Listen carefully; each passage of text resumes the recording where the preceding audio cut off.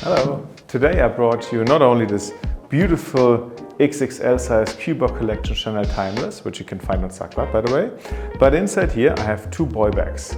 And now we're gonna look which one is fake and which one's real.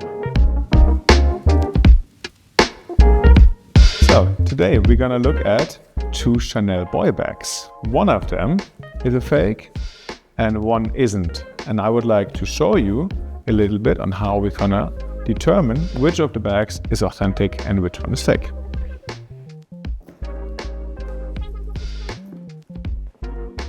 And we have two black Chanel boy bags.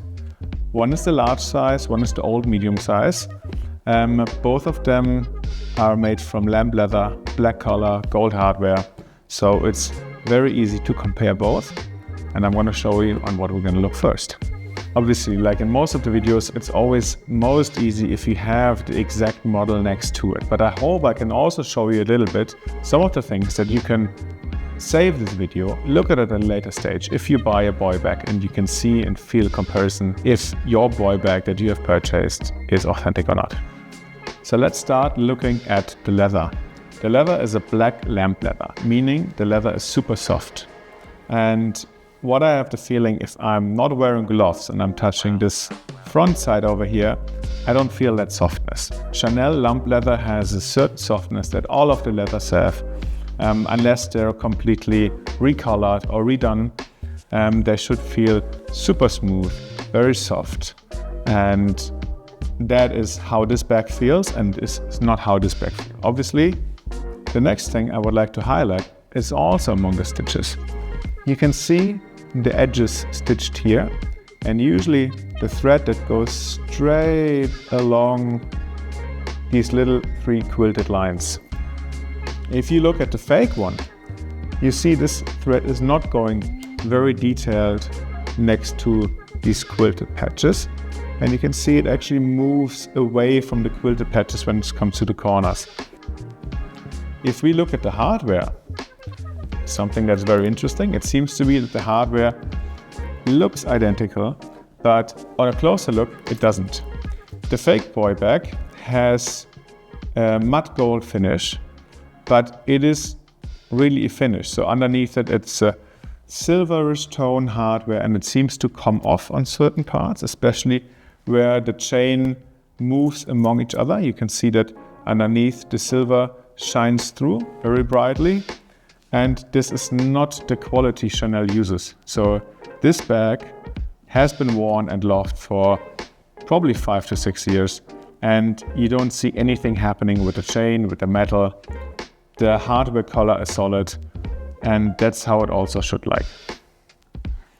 Looking a little bit on the quills of both bags, we can see that the quills on the fake item are a lot flatter. They're not as puffy as the ones on the original Chanel boy bag. Now, over the time, these quills can become a little bit more flat. You see this often on vintage Chanel classic bags, that the quills are a bit flatter, and that is fine. But here, this bag seems to be in a quality that's almost like new, and this shouldn't happen. If the bag is old and has been worn for years, but it probably must be 10 or more years in this case, the quills can become a little bit more flat, but this bag doesn't seem to be 10 years old or even more. So it's a sign to look out for, that the quills are puffy. When you feel over them, they shouldn't feel even, but they should actually feel like this.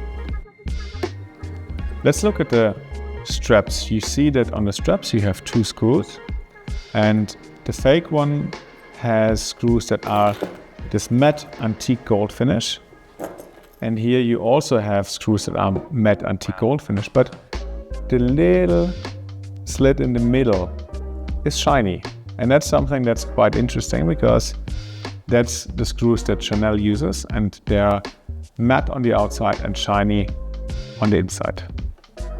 Something I'd also like to highlight, and something we notice, is the stability of the bag, right? So we can flap this over very naturally. It feels very well on the original one. While if it comes to the fake one, This is not so easily done. It doesn't keep the balance, right? So like you can not open this very well and very smoothly. It's just very stiff. The entire material here is very stiff. I can't even really bend it unless I feel I will probably rip and, like break the bag. Now let's take a look on the inside and have a look what are the differences between those two bags when it comes to opening it. The first feeling when opening the bag is that this bag is much stiffer. Again, here also, the inside should feel very soft. It does on the real Chanel bag, but here, I don't know if you can hear it, it doesn't feel so smooth. This is feeling smooth. The hardware itself is a completely different matter. If we take the close-up shots here, you can see that the original antique gold hardware or the boy bag is a solid metal that doesn't have any silver or palladium tones underneath it.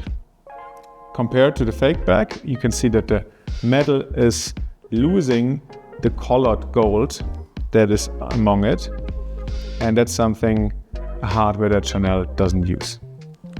Also comparing, here you can see Chanel has actually used a 6-edged screw, and the screw is not the same on the fake bag as it is in the original bag.